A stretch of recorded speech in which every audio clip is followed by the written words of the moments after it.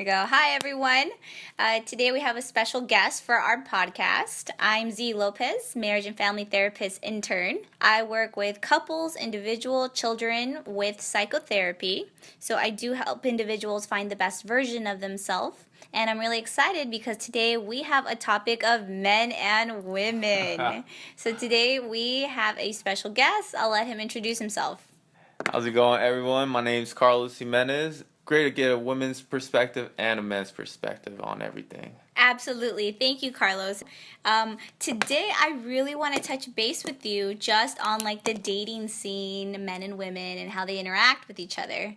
And one of the biggest questions that I've come across, not only with discussions I've had with people, just men and women in general, is something like, when is too soon to move forward in the relationship or to become more intimate with the person? So recently I had a conversation with a female friend of mine, and we were discussing how she recently just got her job, but that her insurance doesn't kick in until that 90 days. Yeah, so it really goes back to the old rule of not getting benefits until 90 days. I was going to see where you're going to go with that. That's right. So I'm curious to know a male's perspective, single male dating out there. What is the nuance? What is the general idea out there? What's your take on that? Not getting any benefits when you're 30 or 3 months in the new relationship? The 90-day rule. The 90-day rule. So nothing before 90 days. Oh, man, that's the case, and dang, I trespassed that rule a couple times. I think so. I think knowing that now, that would probably help me a lot in my past relationships, because I'm more of a jump the gun type of guy. If I really like this girl, I'm gonna make her my girlfriend like in the first month of me meeting her. But it kind of goes with taking things slow, getting to know that girl or guy or whoever you're into at the time, and not saying you can jump into any relationship pretty fast, but I think when you do that, you kind of set yourself up on getting crashing and burning with that relationship. You know, all the emotions are high, you're doing all these things. And I can talk, for instance, on how some of my other relationships I had, that honeymoon phase kind of fades away much quicker on when you actually do take the time to still get to know the person, maybe go on a few more dates, and then actually doing all that stuff before you call them or before you want to get in a relationship with them. So I think that 90-day rule would benefit everyone, not just men or women. I think once we do create this more intimate bond, instead of, because, you know, in that first month, you might just be loving the sex, or you just be loving that one person for that one quality.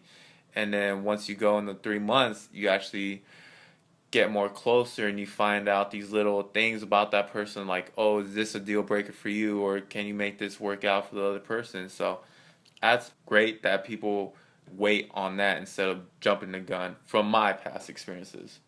Mm-hmm. Yeah, that sounds about right. Mm-hmm. So the question is, you said you've had both experiences, have you? Mm-hmm. The 90 days and then the non-90 days, right? The non-90 days, yeah. So what have you learned from that? What has been your biggest lesson out of that? The biggest one was, and even though one of my relationships where I did jump the gun was the most satisfying relationship I've had in my life, but knowing what I did in those times where I did kind of take my time with it, but I didn't really like the girl as much as I did with the other ones. It's crazy when you do take time with that person, and I wasn't even so much crazy about this certain girl that I took longer with, but I really developed a connection with her that made me say, hey, I want to call this girl my girlfriend. I just don't want to keep dating, talk to all these other girls. I just want her exclusively. And then when I did jump the gun, I felt that, like I was saying earlier, I crashed and burned with it. You know, me and her just didn't really, in my other relationships, we didn't always just get tied down or just, I guess, more intimate with each other. We kind of just got to a level of point, and then we kind of just faded away after that. Mm-hmm. Okay. So it sounds really just knowing yourself and intuition and timing It's really big components of going into this, right? Okay, so going a little more into intuition, how has that played a part in your choices on that 90-day rule? Oh man, with intuition, it's crazy because once you meet someone that you like spending genuine time with, and then they're into some of the things that you like, or maybe they can offer you something that you never knew, like, hey, maybe we can go surfing, or hey, we can go hiking at this new place. Like, once all those things like kind of fall in line, and then timing too, because there were certain times where I didn't have a relationship because I was always busy or I was with school, and then there's times where like I was just working, so maybe I do have time for a relationship.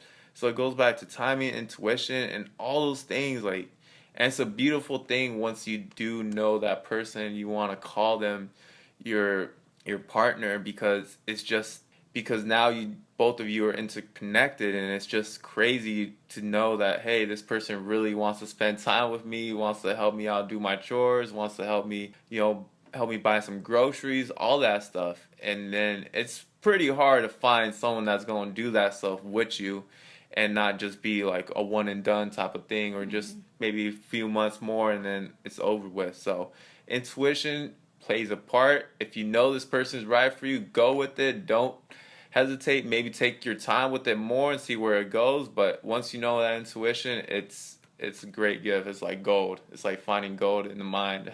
Absolutely. I could completely resonate with that. So that takes me to another topic I recently had with a friend of mine. I had a conversation, and they've been with their partner for a couple years now, and they're moving more seriously into possibly marriage.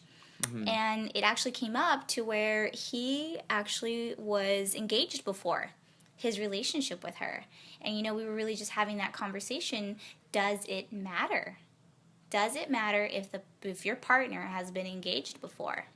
Personally, I don't think that would matter, because one time or another, someone has been with someone else. And I'm a big believer of what's happening in the present moment right now. Who's this person with at the moment? Is she, just because you're engaged, maybe that could even be a benefit to what it is right now, because that person saw what didn't work out in his previous or her previous engagement, and now knowing what happened with that, they can see that, hey, maybe I can work on this, or maybe that didn't work out, so maybe I'm gonna try something different. I think in that sense it's gonna help you out, and just knowing that people go through stumbling blocks, but they can always get up, and then they can always work on things and get up. So I think being previously engaged or previously divorced or previously married, or even with kids, I don't think it should affect you if you really love and care about that person that much.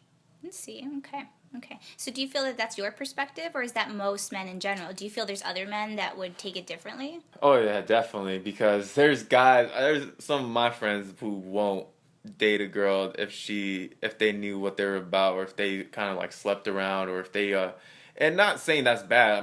In my opinion, I don't care if I really like the girl. I like her. I don't care what she's done in the past, whatever. But I think there is some men that really take that in effect before they go and get someone engaged. I can see some of my friends saying, no, that's not, like, you're engaged before and you didn't tell me. I think it goes more in the communication. How are you going to tell it to the person, and how well do you know your partner too? How are they going to take it? So my opinion, I really don't think it should matter, and other guys shouldn't care about that. But to each his own. I know there's different preferences that we all like.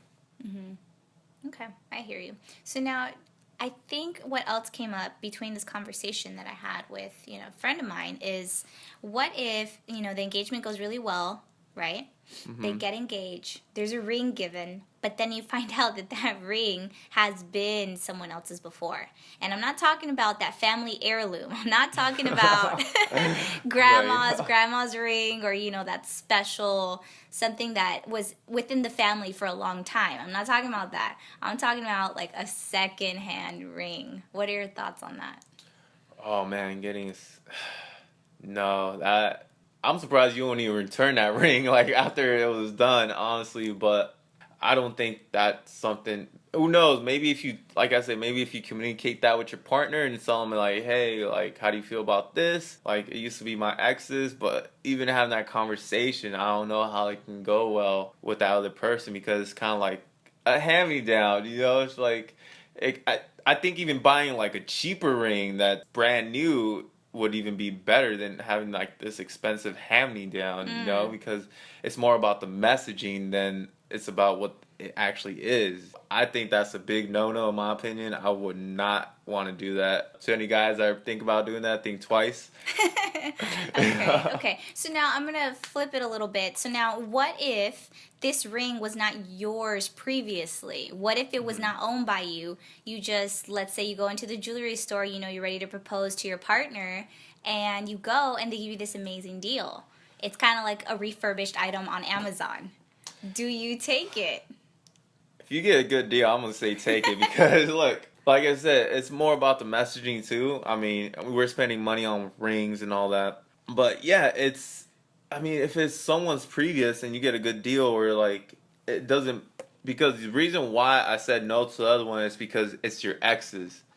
Now, knowing this is it's a stranger's ring, so it can be hand down from someone else. So, in that sense, I don't think the person receiving it should be taken in a different way. I don't know. What do you think about that? I don't think it's a big deal, in my opinion, but everyone's got their perspective. Absolutely. And I think this is just such an interesting conversation I had that I love to ask other people what they think. Personally, I would not be okay with it just because of the energy that it brings. For example, if someone goes into a jewelry store and it's a secondhand ring, the other person's not aware whether it was a broken marriage, whether it was a broken engagement, or maybe they divorced and they brought that ring back to the store. I'm a big believer in energy, and it might carry that energy into your own relationship. So for me personally, I think that's just not the best idea. I think if the partner that's buying the ring is buying it at half off because that's what they can afford, I have to agree with you. Then they probably have to pick something that's within both their budgets that they can agree on, then bring that bad energy into the relationship. Some deals just aren't that good. Yeah. So that's just my 2 cents on that. That's good, yeah, because, like I said, maybe even getting a cheaper ring that hasn't been worn by anyone would be the better situation in that. But Absolutely. And I think that just brings us to our last topic, which is honesty. Just really being honest with your partner. And I feel that in a lot of relationships nowadays, they lack honesty. yeah, that's a big one for me too because I'll tell you right now, I'm a sensitive guy, but I really enjoy the fact that people tell me what they think of me or they tell me the straight truth, even if it's positive or negative too. I get more negative talk from other people about like some things I could have improved on than positive, but I'm always grateful for that because you don't always get that from people. They're kind of afraid to tell you that, and especially when you're in a relationship because you're always thinking like, I don't want to make my partner upset. I don't want to make my girlfriend sad if I tell her this. It's not what you say, it's how you say it. What's the best possible way I can get this out? Like, oh, hey, babe, do you think this dress looks good on me? Or it goes back to that, does this dress make me look fat? And it's about how you say it. It can be like, babe, even if you were fat, you can look good in that dress. Yeah. You know, it's always like how you say it. So I think being honest with your partner, I know it's scary, like maybe it can be something about, because I know my previous relationships, I had situations where, you know, I felt my girlfriend at the time wasn't being completely honest, like gave me mixed messages about like, hey, I don't want to continue this relationship anymore. She would give me the, it's not you, it's me type of thing. But even when it kind of gives people, they don't get the closure that they want. And I think when you say, hey, I don't want to be in this relationship with you anymore because of X, Y, and Z, then so be it. But at least that person knows why that relationship isn't working and thinking, why is she feeling that way? I agree. Well, thank you for your perspective, and I look forward to having these conversations later on. Thanks, Z.